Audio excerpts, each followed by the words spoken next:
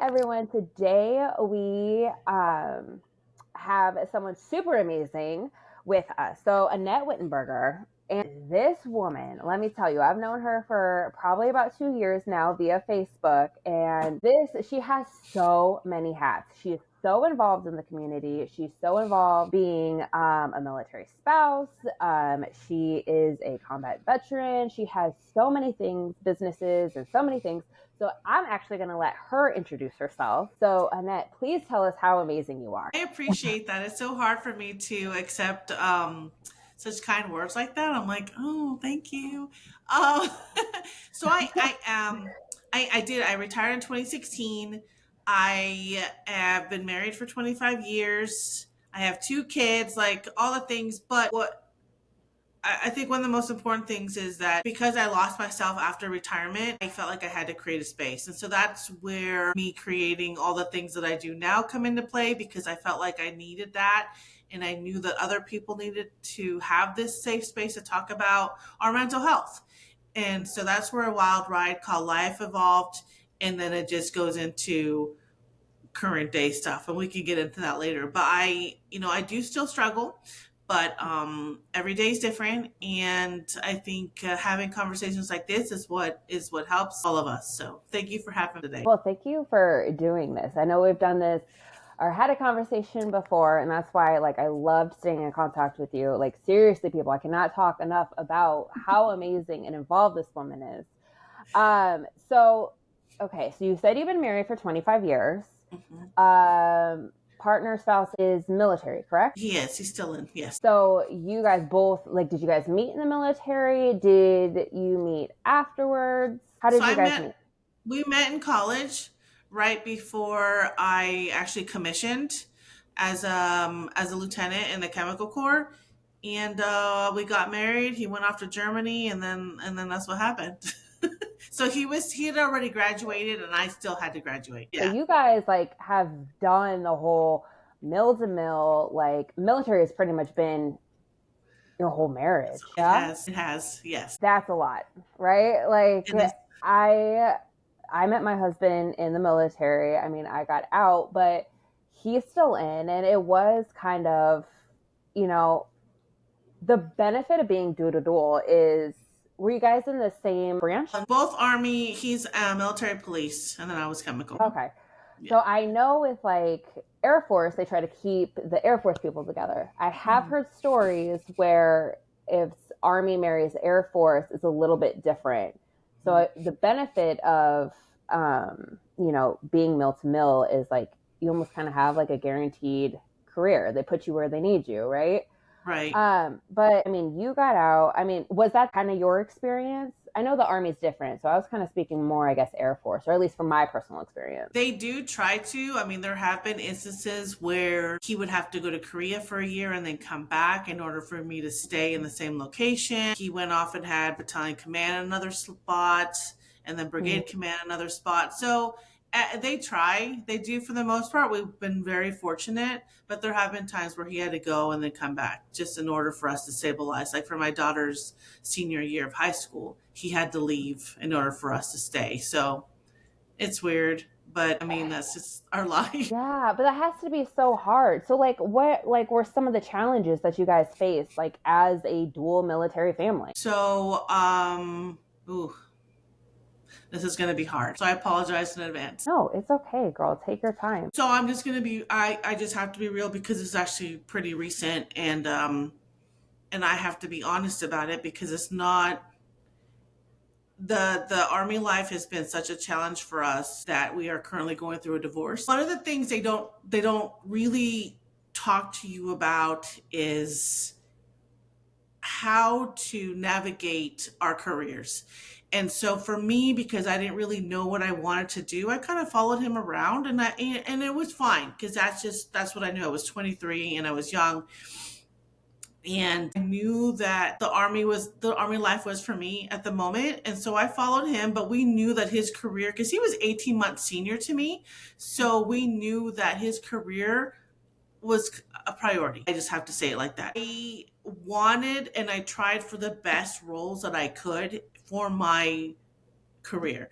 At the 12-year mark, I was like, I'm going to stay in. I want to try to retire. At the 17-year mark, I was like, I want to retire. And so I got to do that. I didn't get to stay in for 20 years because I made so many sacrifices that actually hindered my career. But the Army, they don't really sit down and go, you guys, this is what's going to happen if you do this or you do this.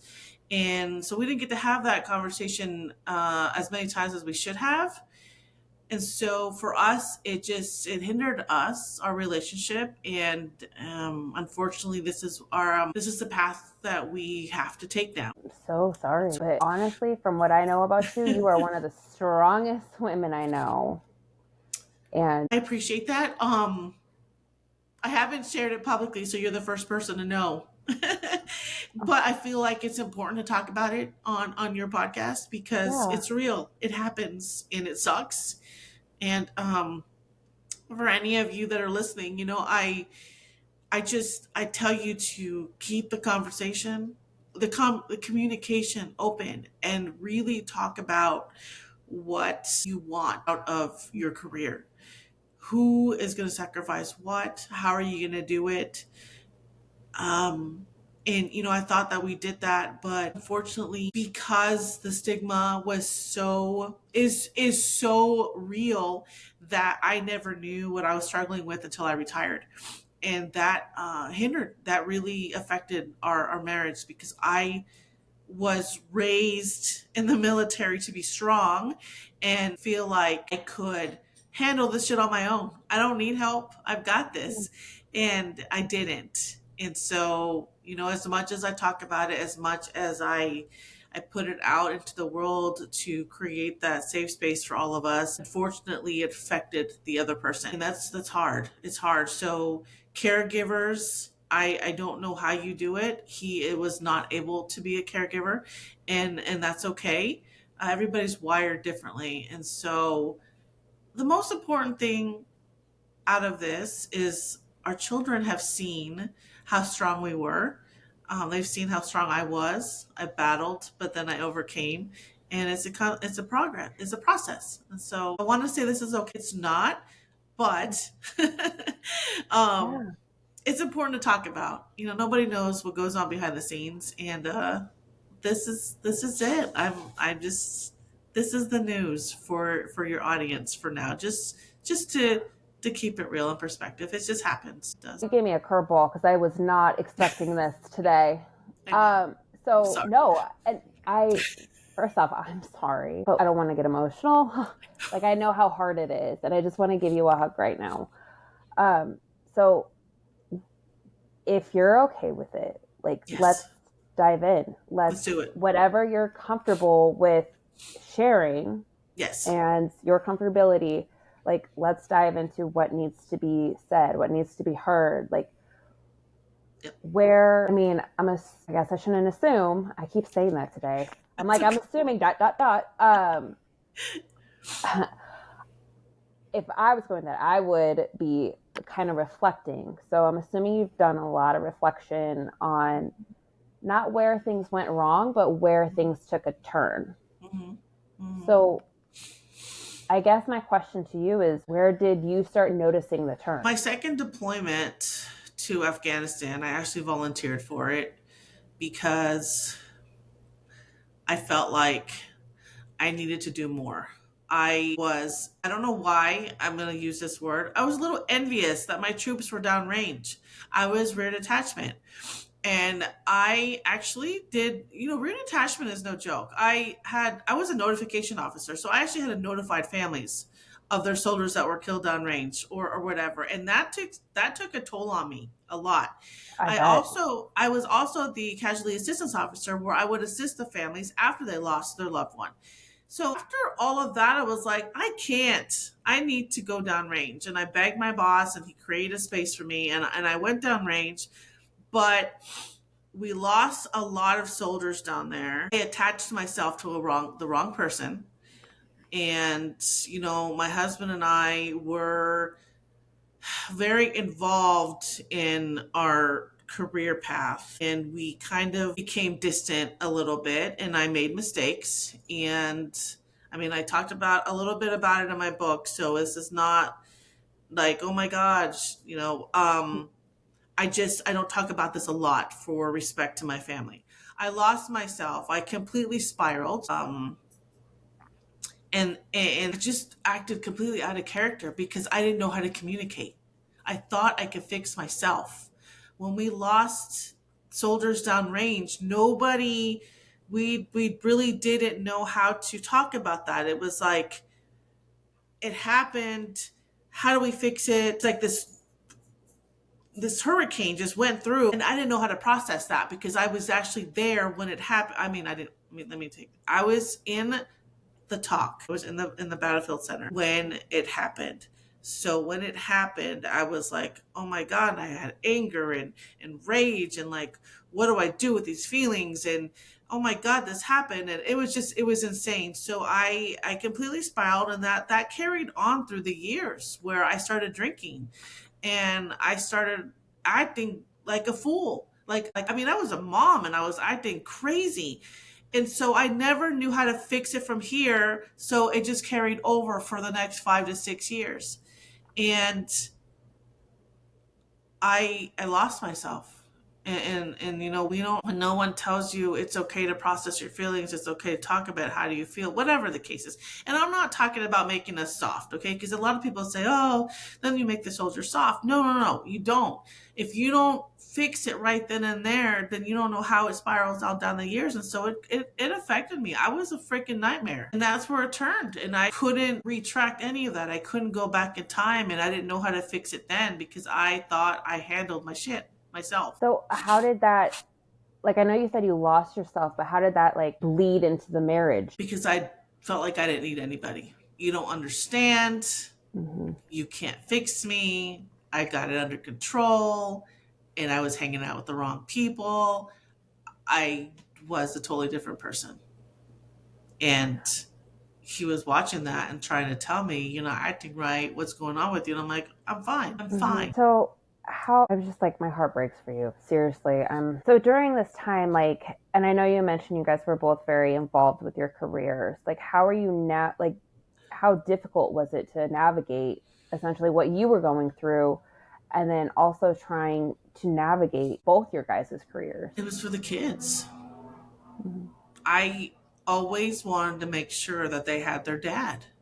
And so I would really do whatever it took to be stationed together, live next door to each other. Whatever we had to do, I tried to make that happen, no matter what. If I had to Mm-hmm. take a shitty job, then I took the shitty job. It was just, what can we do to make sure that we're together in the same spot so that the kids had both their parents? Was there like any resentment when like you took a shitty job so the kids could be together? Later on in my career, there was resentment because when I didn't get picked up for the next rank and I had to retire, I was like, what the fuck? Mm-hmm. I was like, I did all of this, and now you want to tell me that I wasn't good enough to be promoted. And so I started getting mad. I was like, Mm-hmm. what? I should have done this. I should have done that. But in reality, I did the best I could trying to Mm-hmm. raise our kids. You know, taking them to do different daycare centers in the morning so that we could be a PT or in the field or whatever. I mean, I juggled so much that I said, you know what, I did the best I could. And at that point, I mean, he even told me it was God's, maybe God said, it's time. Maybe you couldn't have, maybe it wasn't time for you to stay in for 20, whatever the case is. So I feel like there was a plan. I mean, God had a Mm-hmm. plan. So it's fine. But a part of me was like, I don't know what else I could have done. I honestly don't. I could have hired nannies. I could have hired au pairs. I could have had someone else watch my kids for me. But I didn't want that, you know, and Mm-hmm. I didn't want to have to be stationed somewhere else in order to get the best job. I, Mm-hmm. I, I did what I could. And unfortunately, you know, it just didn't pan out that way. So it's, I want to be like, it's whatever. It's whatever. I know it's hard, and especially like when you work so hard for something. Yeah. But I mean, when does it, and this is just more of like a rhetorical question, but it's like self-reflection, like kind of like, all right, what's more important, this job or my family? Yeah. And you know, sometimes family's going to win, and sometimes um, the job's going to win. Like, do you feel like that kind of hindered like your relationship? Like you were more and again, this is just, generalization. Like, were you more focused on family and he was like gung ho on the career? So you were more okay with taking the shitty job? Or was it Yes. just, okay? No, yes. He's been in for almost 30 years. This is all he's known. Oh, shit. That's a Where, long time. so and I would get a little bit pissed because I'm like, dude, why, but that's all he knows. That's him. He's so, and this is not a bad thing. I'm not talking bad about him, but he is such a great leader. He is Mm-hmm. such a great officer. What he has now, he absolutely worked for. He deserves this.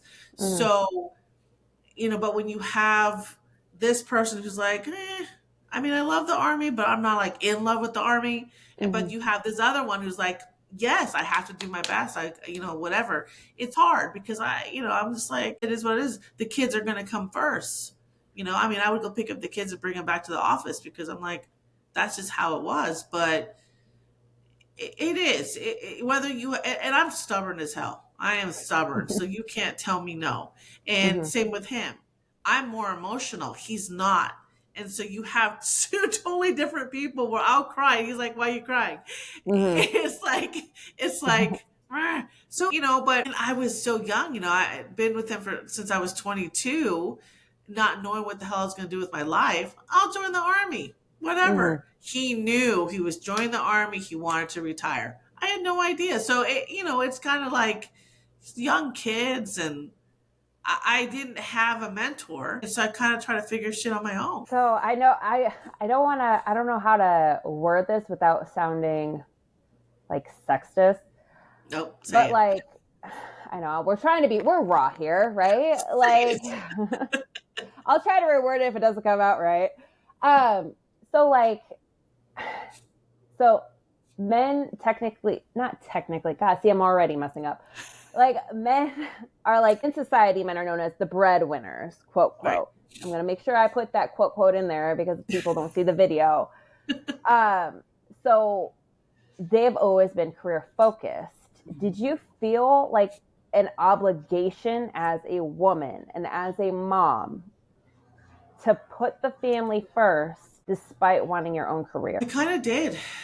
I was branch detailed, so I was chemical core first, but after a year and a half to 2 years in, you could switch over to your other branch. Mine was military intelligence.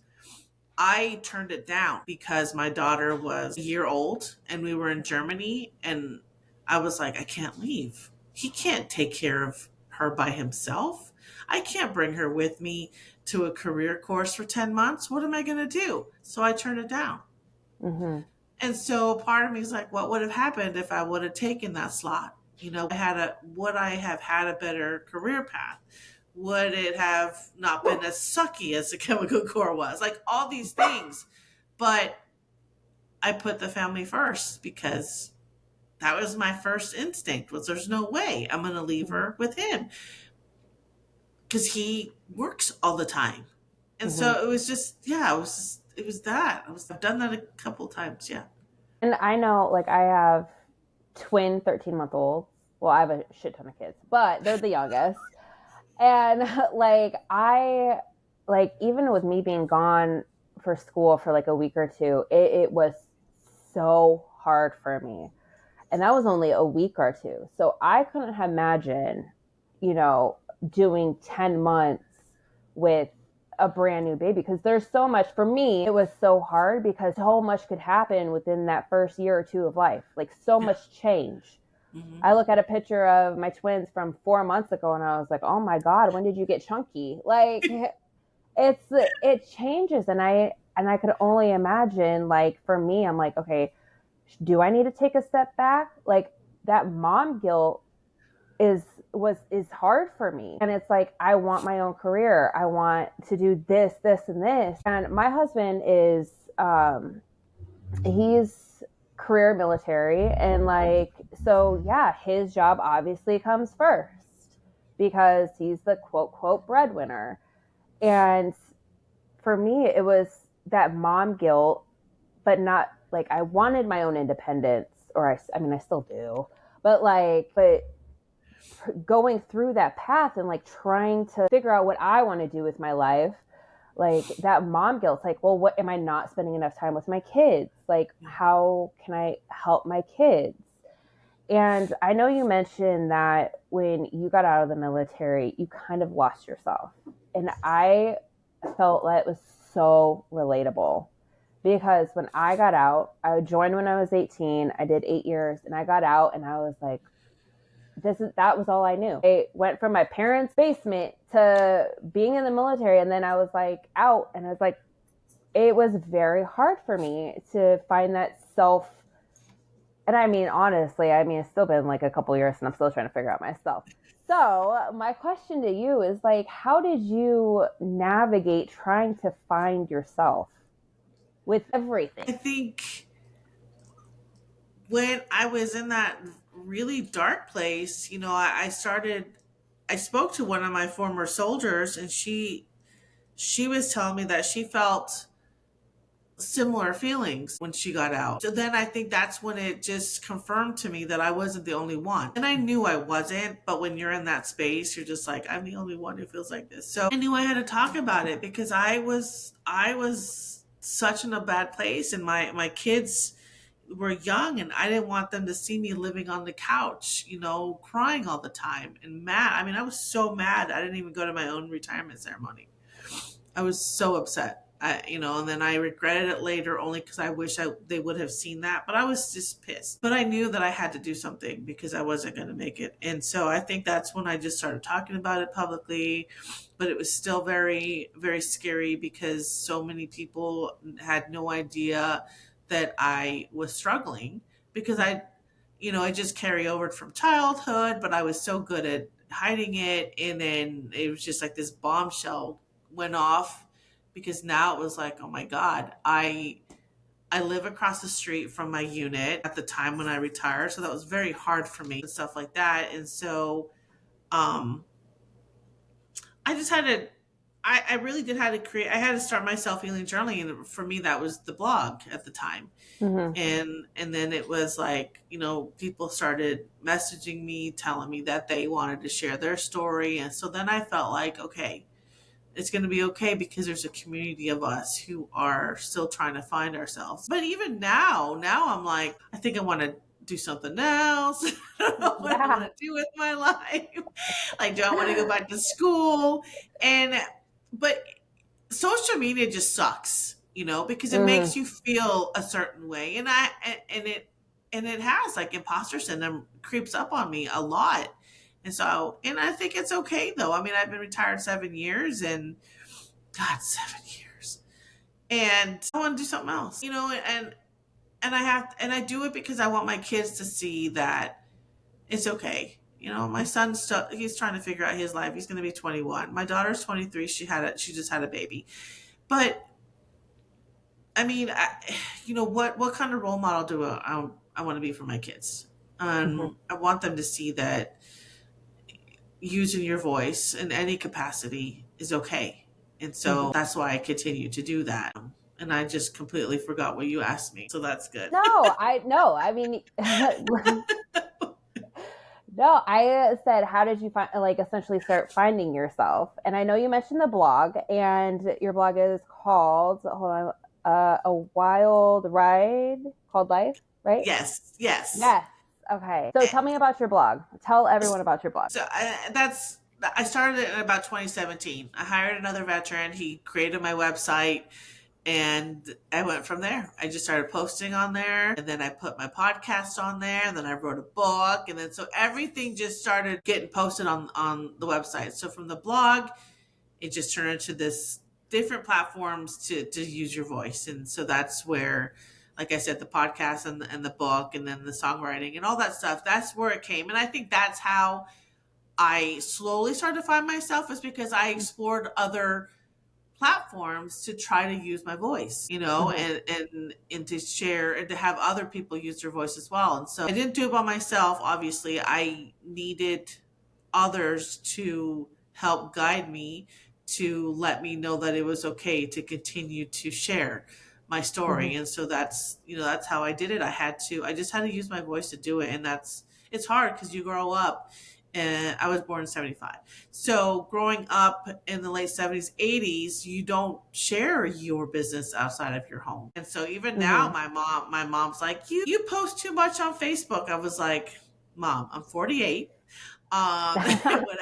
Whatever I post is my business. If your friends don't like it or like it's all scandalous, then Mm-hmm. um, that's for them to deal with. But this is why I do what I do. So yeah. What gave you the courage to essentially amplify your voice, like use your voice? Because it's scary and people are very critical.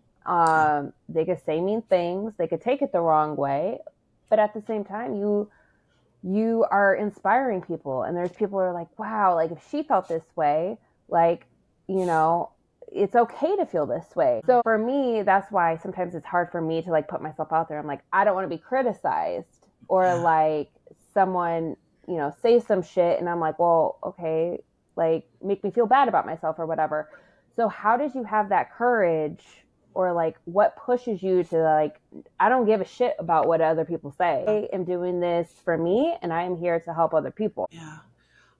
The first time I posted on Facebook, I got criticized. I had someone, a very sweet girl, but she made a comment like, "Why are you posting this here? Like, are you talking to a therapist?" And from then, I was like, "Well, that really sucks. It's not what I was trying to do." So I felt a little nuts. Yeah. But then after that, that's when I created my website. I was like, "Okay, we'll post it on Facebook. I'll just put it on a bigger platform and share it with the whole entire world." And and then after Yeah. that, I think the older I get, the more my give a shit factor went down, because I was like, you know what? It's whatever. I've been called fake. I've been called dramatic. So many things, and it's not going to matter because I'm not going to make everybody happy. If you are on my Facebook, you're either, if you're hating on me or whatever, you're still there. You could leave. You know what I mean? Like, you don't have to subscribe or follow or like or Mm-hmm. whatever. I don't care anymore. And I had to stop caring because it was going to drive me crazy about trying to please everybody. I tried to please people for 17 years, you know, Mm-hmm. Yeah. and all it came out to was a piece of paper telling me how good or bad I was. And we can't live like that anymore. We can't live off of a piece of paper or off of a social media post. Mm-hmm. So Oh, go ahead. no, no, no, No, go ahead. no. I'm just gonna say. I guess it just depends on what you want, and my why is to help myself and others. So it all Mm-hmm. depends on what your job is, whatever. I'm not telling everybody go put your shit on all over social media. I'm just saying that's what I do for me, my kids, my grandson, whatever. That's my legacy. Mm-hmm. So, and that's what I do. If you don't like it, you don't have to be there. Mm-hmm. For your podcast and like your blogs, are you more focused on your journey, or like just the journey in general for self-care? And I know because you're really big on mental health, so is it like just your journey and how you went through navigating that world, or do you bring in other people and then it's kind of a combination of your story and other people's stories? So the blog was initially me, but then it's other people. Like it's like 95% other people because I wanted to give them that platform. The podcast is everybody, and it's not even just military. It's everybody who has something they want to share, and they want to do the same thing. They want to share their story to help other people. So it's a combination of everybody. And but what's amazing, and I think you'll see this too, it totally changes your perspective at that moment. Like it makes you appreciate so many little things. And so when I hear about someone else's journey, I'm like, God, I can't even imagine. Mm-hmm. Can't. But I'm so grateful that they're still here to help other people, by sharing their life. Mm-hmm. And so yeah, it's not just about me. I love that. I do. I think transparency is so crucial because, like I said, you don't know what people are going through or who you're going to relate to. Right. But for the people who don't want to share their story, what advice would you give them to like navigate these feelings, or what resources can they go to essentially, like I said, navigate through these feelings? So I don't post all the time, even though it looks like I do. I follow a lot of people who are inspiring. And so I quietly read their posts and I might send them a message just so that I can feel not so alone. And so social media can be good in that aspect because, like, Trent Shelton always posts something that just gets you right in the gut.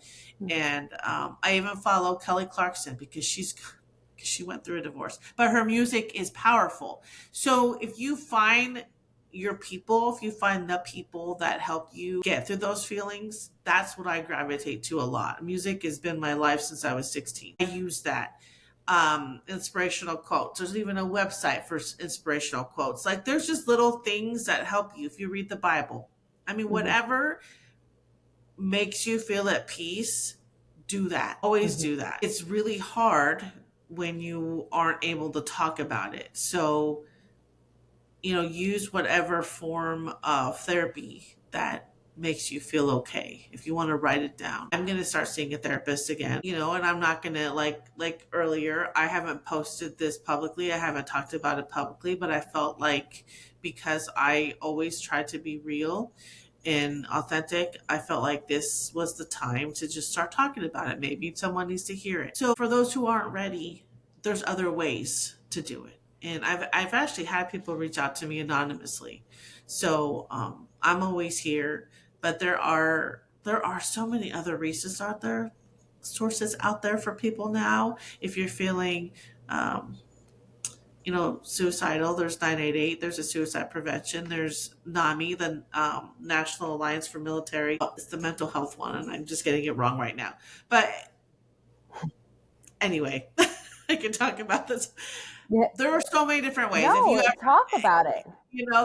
There's so many different ways. There's so many other websites. There's so many other, so many websites for resources that there are ways other than putting it out there like I do. No, and like I said, I think sharing your story is so huge. And that's why I think, like, your blog, your podcast, and you just said you have a book, right? You want to tell us about your book? I did. So I wrote a book, and that was very difficult, but it's called The Wall Between Two Lives. And it's really, it takes you from my childhood up until the end of my military career. And I wrote it to provide hope for other people who have been through either military sexual trauma or childhood sexual trauma.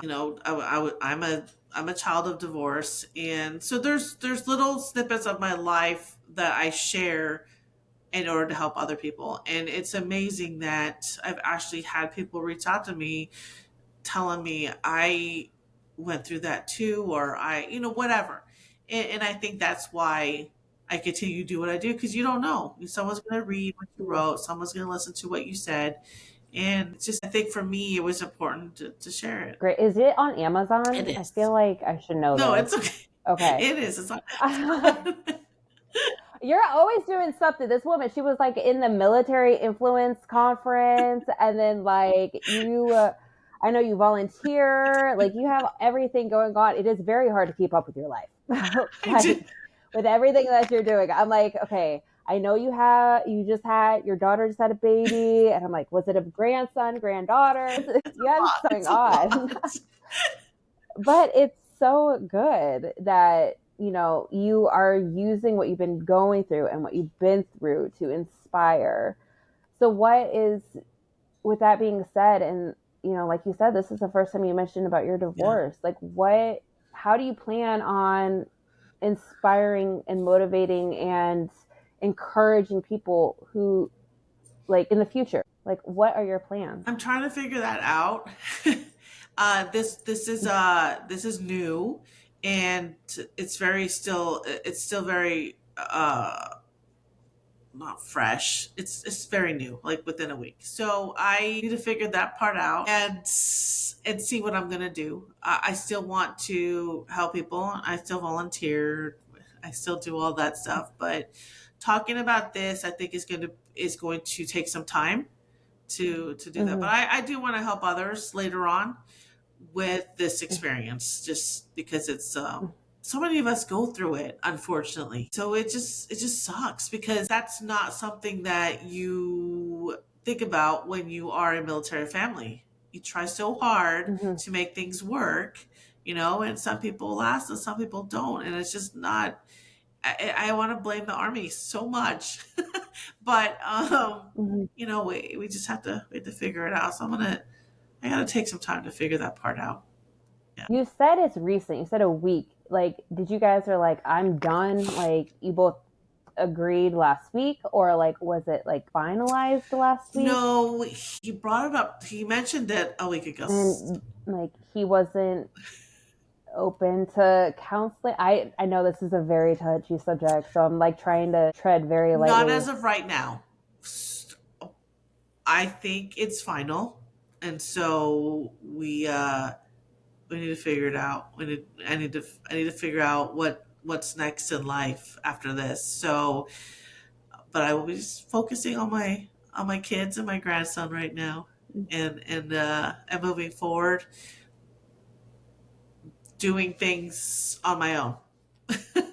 Yeah. So I mean, would you be open to working on it? yes, absolutely, because I think communication has been lost quite a few times. That's one of the biggest struggles in life, period, is communication, learning Mm-hmm. how to properly communicate. And because we are wired so differently and such hard asses, that it's very difficult to do that.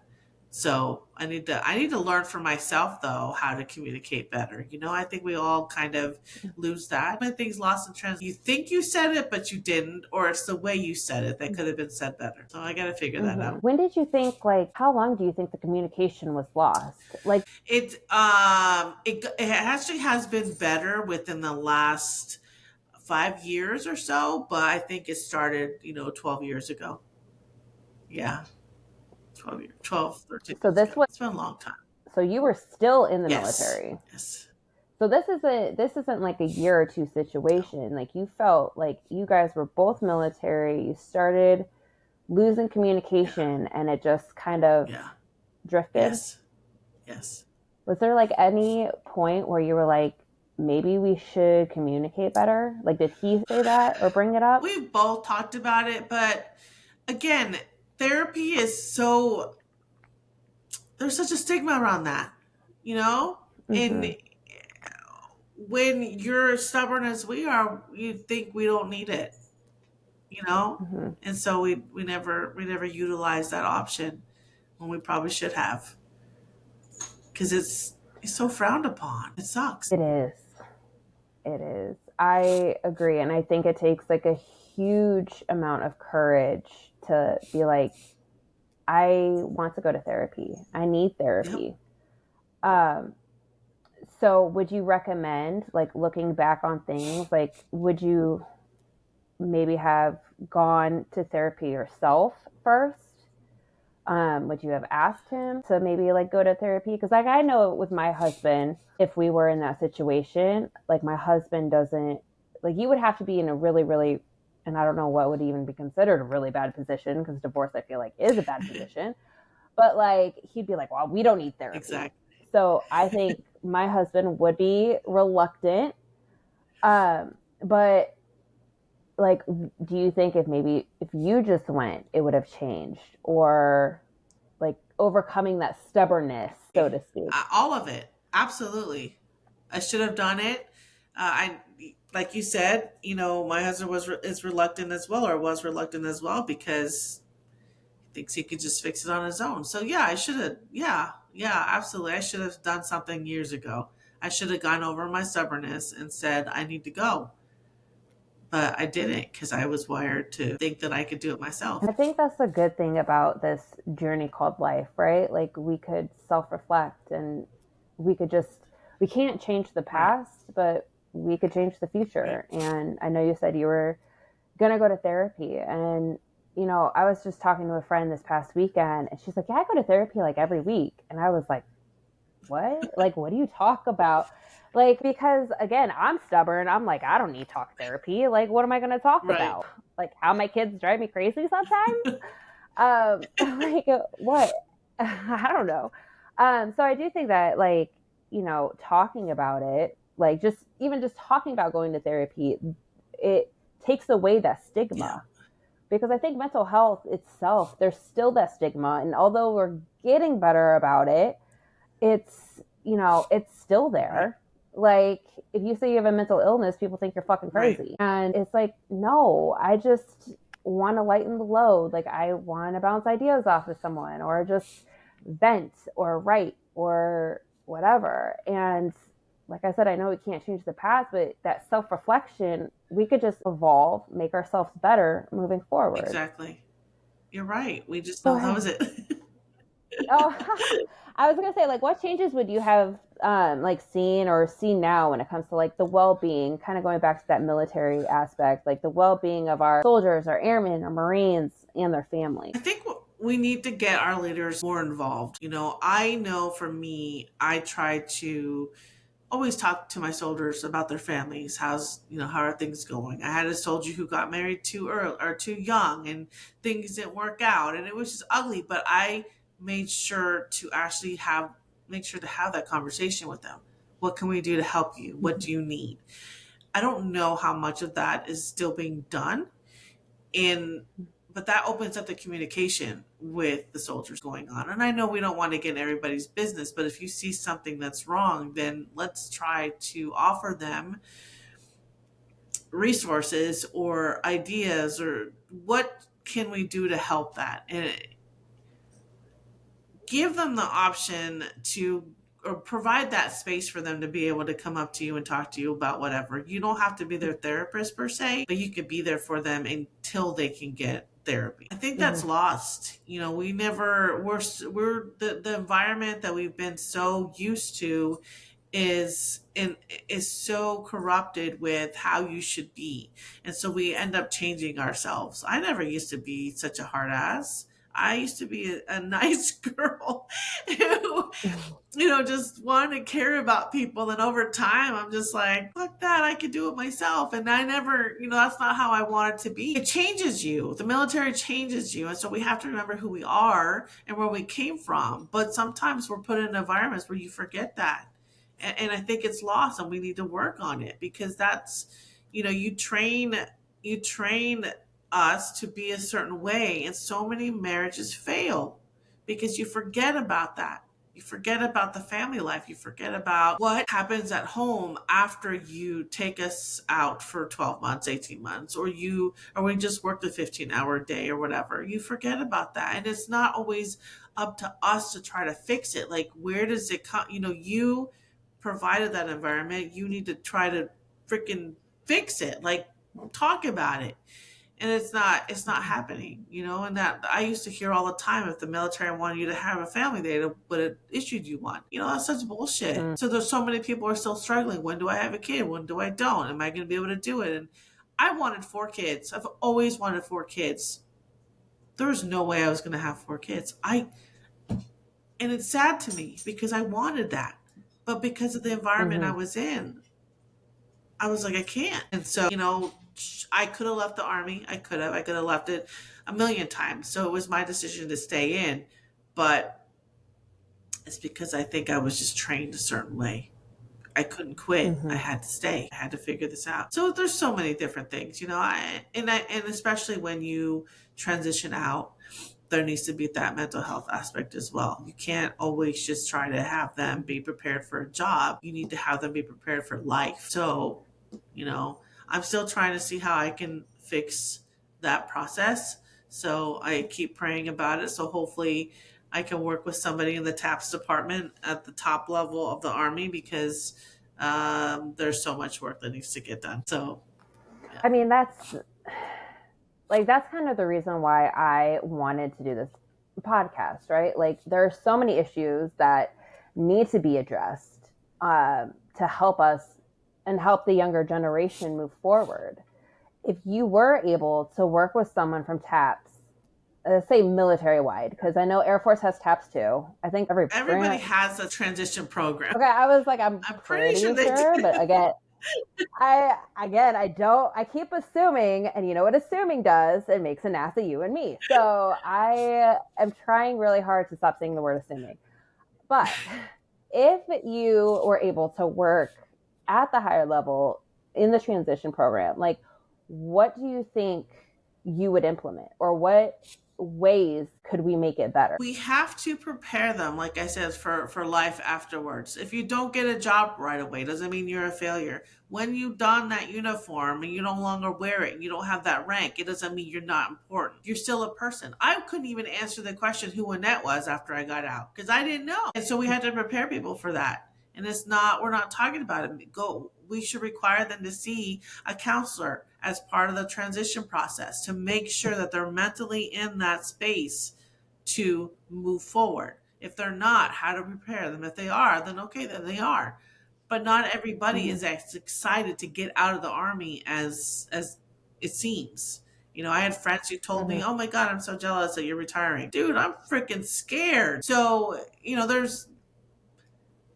there's so many little things that needs to happen when we transition out, and a counselor and talking about real life shit. I mean, bringing in someone who's been there, done that should be part of it too, because sometimes the Mm-hmm. TAPS organizer hasn't been through that process, so they don't really understand, and so I need to write a whole I plan. think that's, yeah. You honestly, you should, because when I remember when I went through TAPS, we just did resume Yeah. building.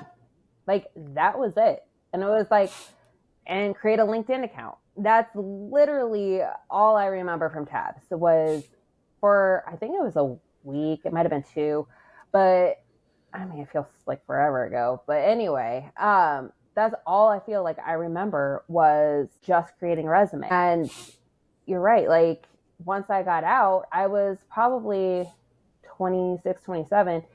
And I was like, what am I like? I felt behind as a 27-year-old because everyone was already in like a solid career. They had their college education. And yeah, I had my college education, but like I'm starting anew. I'm starting all over again. Right. And the military was all I knew. And it was extremely hard for me. And I did feel like almost like a failure because I was like, well, all these people my age are X, Y, and Z. And sometimes my husband's like, Brittinie, like, you lived overseas. You served your country. You did this. You did this. Like, you're not behind. Yeah. Your path is just different. And it was extremely hard for me. And you're right. It is so easy to get lost. And I do think like having something like that in the transition programs, or at least start a community or something to help with that transition, I honestly think it would be so beneficial. I think so too. It's hard. Not everybody wants to write a resume right away. Yeah, I was like, I worked with the I drones. Like, what does that translate? Like, what does that translate to the civilian world? exactly. Like, okay, like you're telling me to write what I did, but tell me how that's going to translate to make me look like a better candidate on the civilian side. Exactly. And I think that needs to be a little bit better too. Oh, there's so much I could talk about with the whole transition, but finding yourself, I think you're so spot on with that. Like, I'm gonna try to find someone in TAPS and reach out to you. So, with that being said, what are some final thoughts, final remarks that you want people to know or to remember? I think no matter what you go through in life, you have to always remember who you are.